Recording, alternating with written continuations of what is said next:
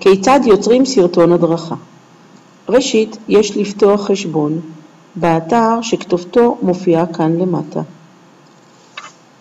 לאחר שפתחתי את החשבון, יש לזכור את שם המשתמש והסיסמה כדי שאפשר יהיה להיכנס בכל פעם. לאחר שיש לי חשבון, אני מכינה והתוכן אותו אני רוצה להדגים או להדריך מוכן, אני מתחילה להסביר ולהדגים.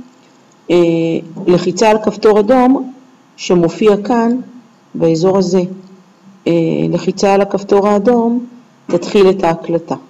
כשאסיים להדריך, להסביר, אלחץ על כפתור דן,